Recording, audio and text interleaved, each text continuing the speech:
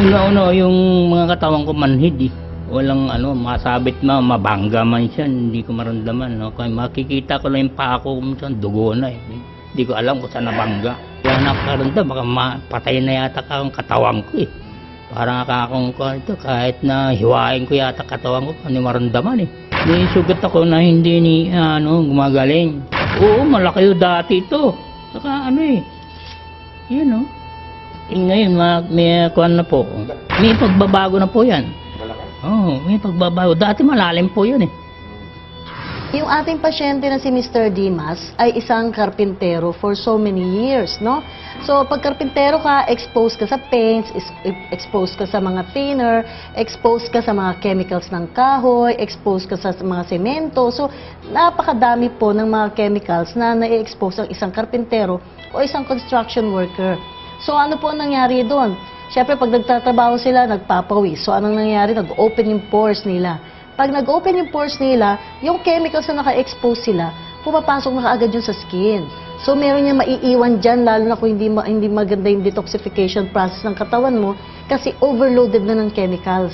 So, lahat ng chemicals na yun, lalo na yung lead ng pintura, pag yan ay pumasok dyan sa iyong skin, unti-unti niya sisirain ang nervous system, yung mga ugat-ugat, at yan ang magdudulot sa iyo ng yung una, pamamanhid. Pero sa case ni Mr. Dimas, di ba, halos wala na talaga siyang pakiramdam. Pwede pong isa sa mga manifestations ng diabetes, yung pangit po yung blood supply doon sa paa. Kaya ang nangyayari po, hindi maganda yung circulation doon, mas prone sila na magkaroon ng infeksyon. Pag may infeksyon, hindi gumagaling. Tapos dahilan po, unti-unti din nasisira yung nerves doon sa ugat nila, sa paa. Anong nangyayari? Unti-unti din nawawala ang pakiramdam. Ang diabetes po, usually po kasi, di ba sinasabi natin, mataas ang sugar nila. Okay? Ngayon, ang nakita po niyan, meron po mga tagadahilanan kaya tumataas po yung sugar. So kung tumataas po yung sugar sa dugo ng isang pasyente, marami pa po yung unti-unting nasisira doon sa kanyang katawan. At isa pong numero uno na nasisira dyan, pag mataas ang blood sugar o uncontrolled, yung mga ugat-ugat po na dinadaluyan ng dugo. Yung blood vessels na tinatawag. Yung blood vessels na yun po, dahil sa pagdaloy po ng dugo na napakataas po ng sugar, unti-unti pong nasisira yung lining ng wall. So, unti-unti pong nakikiskisan yun, unti-unti pong nagsasarado kasi nagkakaroon na po ng mga peklat. Pag yun po ay unti-unti pong nagkaroon ng occlusion, unti-unti din pong humihina ang blood supply doon sa baba ng paa. No?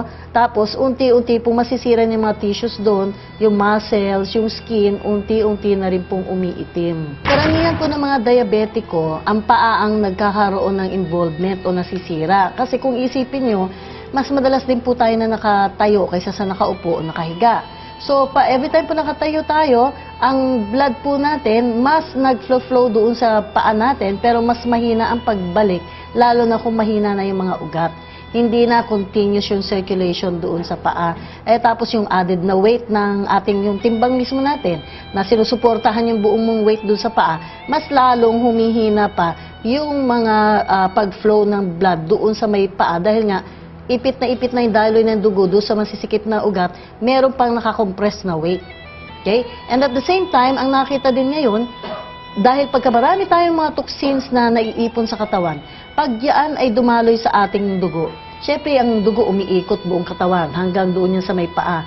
Kaya lang pagdating sa paa, kasi yun yung most dependent portion, there are also cases na nakikita nila yung ibang chemicals na nasa dugo mo, instead na sumama ulit sa dugo paakyat, doon na naiiwan sa talampakan. Kaya doon sa talampakan, pag naipon yung mga chemicals na yon, anong nangyayari? Yung nga, nawawalan ng pakiramdam ang mga pasyente, mas mabilis na mag-ulcer, mas mabilis ang mabulok. Dito sa Lazaro, binibigyan nila akong gamot, yung pinapahid din, parang truck. Mas lalo malaki. Pag napunta ka naman doon, yun din na may bibigay sa yung gamot. Ito nga ang kamatayan ko kakot eh. Anong sabi ng anak ko, pa, punta tayo ka kay doktor dyan sa sa Salamat Doc. Baka sakali ka makonikahin ko. Yun nga, napunta nga kami dyan. Sabi ni doktora, subukan niya sa Antonin, baka sakali makonikahin ang katawan mo. Ininom, tsaka ipahid, kanina hugas, sasama sa hugas.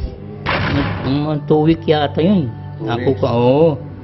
Yun nga, maramdaman ko lahat. nagbago yung kuwan ko. Dahil ngayon, no? Yung kinukuhan ko dati, hindi ho eh. Ganyan yung, ay, kiss me.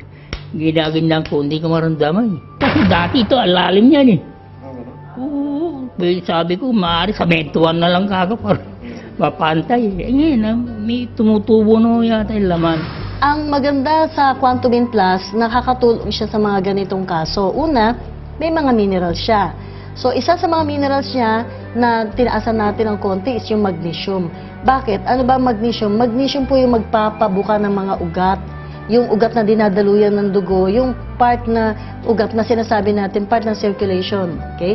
So, pag yan ay bumuka yung mga ugat, ano mangyayari? Ang dugo mas maganda ang daloy.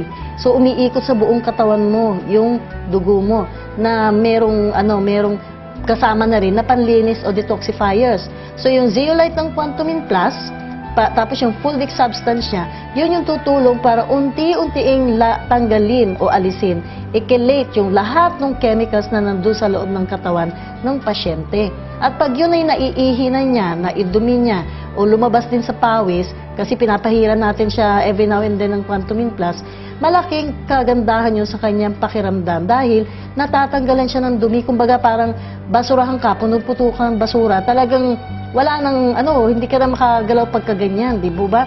No, pagka yan ay natanggalan na unti-unti ng Quantumin Plus, in the next few days, talagang nararamdaman ng pasyente na unti-unti talagang gumaganda ang kanilang pakiramdam.